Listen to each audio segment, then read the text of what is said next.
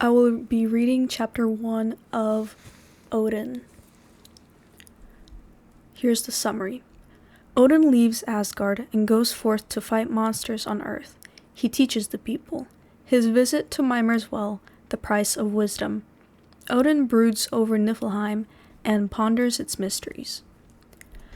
In Asgard city, Odin, the watchful All-Father, chief of the gods, mounted Air throne and looked over the whole earth, whilst the Aesir stood all around, waiting to hear what he thought about it. "The earth is very beautiful," said Odin from the top of his throne. "Very beautiful in every part, even to the shores of the dark North Sea. But, alas, the men of the earth are puny and fearful. At this moment I see a three-headed giant striding out of Jotunheim.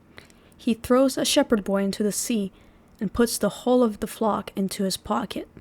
Now he takes them out again one by one and cracks their bones as if they were hazelnuts, whilst all the time men look on and do nothing."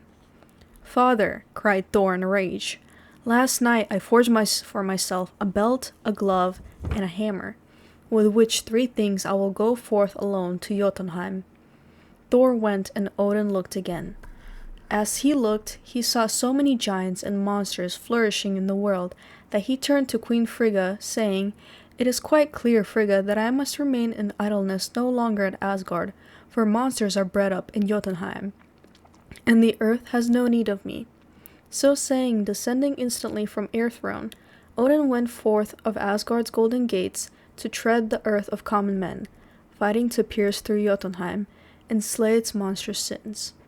In his journeyings, Odin mixed freely with the people of the countries through which he passed, shared with them toil and pleasure, war and grief, taught them out of his own large experience, inspired them with his noble thoughts, and exalted them by his example. Even to the oldest he could teach much, and in the evening, when the labors of the day were ended, and the sun cast slanting rays upon the village green, it was pleasant to see the sturdy village youths grouped round that noble chief, hanging open-mouthed upon his words, as he told them of his great fight with the giant of long ago, and then pointing towards Jotunheim, explained to them how that fight was not yet over, for that giants and monsters grew round them on every side, and they, too, might do battle bravely, and be heroes and Aesir of the earth. One evening, after thus drinking in his burning words, they all trooped together to the village smithy, and Odin forged for them all night arms and armor, instructing them at the same time in their use. In the morning he said, "Farewell, children. I have further to go than you can come, but do not forget me when I am gone, nor how to fight as I have taught you. Never cease to be true and brave.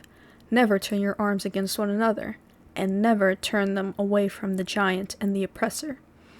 Then the villagers returned to their homes and their field labor, and Odin pressed on, through trackless uninhabited woods, up silent mountains, over the lonely ocean, until he reached that strange, mysterious meeting place of sea and sky. There, brooding over the waters like a grey sea fog, sat Mimir, guardian of the well where wit and wisdom lie hidden. "Mimir," said Odin, going up to him boldly, "let me drink of the waters of wisdom." "Truly, Odin," answered Mimir, "it is a great treasure that you seek, and one which many have sought before, but who, when they knew the price of it, turned back." Then replied Odin, "I would give my right hand for wisdom willingly."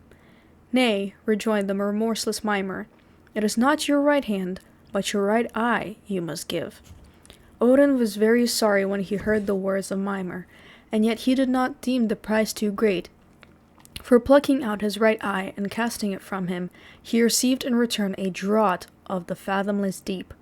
As Odin gave back the horn into Mimir's hand, he felt as if there were a fountain of wisdom springing up within him, an inward light, for which you may be sure he never grudged having given his perishable eye. Now also he knew what it was necessary for him to do in order to become a really noble Asa, and that was to push on to the extreme edge of the earth itself, and to peep over into Niflheim. Odin knew it was precisely that he must do, and precisely that he did. Onward and northward he went over ice-bound seas, through twilight, fog, and snow, right onward in the face of winds that were like swords until he came into the unknown land, where sobs and sighs and sad unfinished shapes were drifting up and down. Then, said Odin thoughtfully, I have come to the end of all creation, and a little further on Niflheim must lie.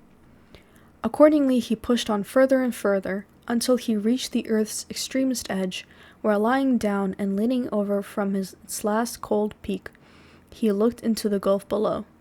It was Niflheim. At first Odin imagined that it was only empty darkness, but after hanging there 3 nights and days, his eye fell on one of Yggdrasil's mighty stems. Yggdrasil was the old earth tree, whose roots sprang far and wide, from Jotunheim, from above, and this, the oldest of the 3, out of Niflheim. Odin looked long upon its time-worn, knotted fibers, and watched how they were forever gnawed by Nidhogg, the envious serpent, and his brood of poisonous diseases. Then he wondered what he should see next, and one by one spectres arose from Nastrond, the shore of corpses, arose and wandered pale, naked, nameless, and without a home.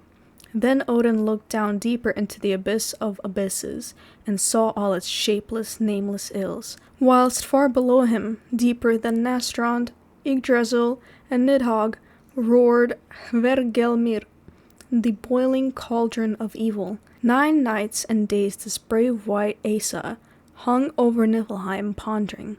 More brave and more wise he turned away from it than when he came.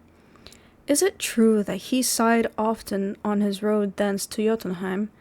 But is it not always thus that wisdom and strength come to us weeping? That was chapter 1 of Odin.